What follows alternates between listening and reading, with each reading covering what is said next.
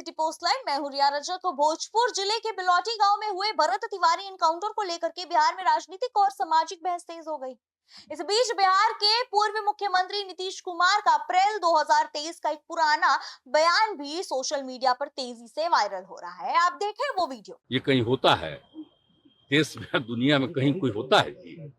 तो कौन आकर के खड़ा हो गया उस तरह से? तो वहां के लोगों को, पुलिस को तो देखना ना चाहिए था पहले से। अपराधियों का सफाया मैंने मार दीजिए उसको। ये कोई तरीका है? इसका मतलब जो जेल में जाएगा तो उसको मार दीजिए, ऐसा कोई नियम है? आप बताइए तो। अरे तो कोर्ट ना फैसला करता है कि अगर किसी को ये भी सजा होती है कि उसको फांसी की सजा होगी, फांसी हो जाती है। लेकिन बाकी को कोई साल तक का होता है, कितने तक का होता है सजा।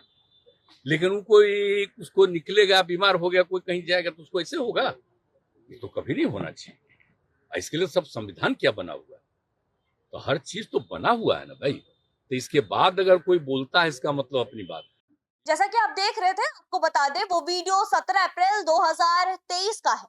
मीडिया से बातचीत के दौरान नीतीश कुमार ने कहा था कि अगर देश में कानून, संविधान और अदालतें मौजूद है तो किसी भी आरोपी को गोली मारकर सजा देने की जरूरत नहीं है। उन्होंने सवाल उठाया था कि अगर कोई व्यक्ति अपराधी है और उसे गिरफ्तार किया जा सकता है तो उसे गोली क्यों मारी जाए। जी हाँ, उनके अनुसार किसी को दोषी मानकर सजा देने का अधिकार सिर्फ और सिर्फ अदालत को है, पुलिस को नहीं। अब भरत तिवारी एनकाउंटर के बाद यह बयान फिर से चर्चा में आ गया है। इस मामले में सरकार की सहयोगी पार्टी जनता दल यूनाइटेड ने भी कई सवाल उठाए हैं। जेडीयू के राष्ट्रीय कार्यकारी अध्यक्ष संजय झा ने कहा कि सिर्फ 4 पुलिसकर्मियों को नहीं, सिर्फ 4 पुलिसकर्मियों को निलंबित करना तो पर्याप्त नहीं है। उनका कहना है कि घटना का जो वीडियो सामने आया है उससे कई तरह के सवाल खड़े कर दिए हैं। इसलिए पूरे मामले की निष्पक्ष और गहराई से जांच होनी चाहिए ताकि सच सामने आ सके। मामले को लेकर के बढ़ते दबाव के बाद मुख्यमंत्री सम्राट चौधरी ने उच्च स्तरीय न्यायिक जांच की घोषणा की है, यानी कि अब इस मामले की जांच एक स्वतंत्र प्रक्रिया के तहत की जाएगी और यह पता चलेगा या फिर पता लगाने की कोशिश की जाएगी कि घटना में क्या हुआ और कैसे हुआ और क्या पुलिस की कार्रवाई सही थी। भरत तिवारी को लेकर के यह भी दावा किया जा रहा है कि उसका कोई आपराधिक रिकॉर्ड भी नहीं है। इसी वजह से पुलिस की कार्रवाई पर और अधिक सवाल उठ रहे हैं। विपक्ष दलों का कहना है कि और साथ में सत्ता पक्ष के कुछ नेताओं ने भी पुलिस की भूमिका पर सवाल खड़े किए हैं। पुलिस ने यह मामले में 2 अलग-अलग एफआईआर दर्ज की गई है।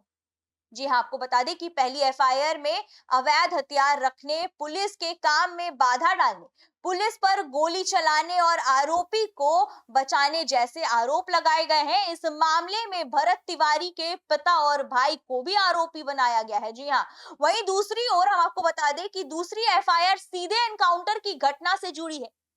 इसकी जांच अभी जारी है और पुलिस यह पता लगाने की कोशिश कर रही है कि मुठभेड़ की ये जो परिस्थितियां थी वो क्या थी। वहीं भरत तिवारी की मां आशा देवी ने भी न्याय की मांग की है। उन्होंने जगदीशपुर के डीएसपी और शाहपुर के तत्कालीन थाना अध्यक्ष के खिलाफ मामला दर्ज करने के लिए आवेदन दिया है। उनका आरोप है कि उनके बेटे की मौत के लिए संबंधित पुलिस अधिकारी जिम्मेदार है। हालांकि अब तक पुलिस ने उनके आवेदन पर कोई कार्रवाई नहीं की है। तो कुल मिलाकर के भरत तिवारी एनकाउंटर मामला बिहार की राजनीति और पुलिस व्यवस्था दोनों के लिए बड़ा मुद्दा बन गया है। एक तरफ पुलिस अपनी कार्रवाई को सही बता रही है, जबकि दूसरी तरफ विपक्ष, परिवार के लोग और सत्तारूढ़ गठबंधन के कुछ नेता भी निष्पक्ष जांच की मांग कर रहे हैं। अब सभी की नजर न्यायिक जांच पर है, जिससे यह स्पष्ट हो सकेगा कि एनकाउंटर सही था या नहीं और घटना की पूरी सच्चाई क्या है। तो फिलहाल इस खबर में इतना ही। बने रहिए हमारे साथ, देखते रहिए सिटी पोस्ट लाइव। तब तक के लिए धन्यवाद।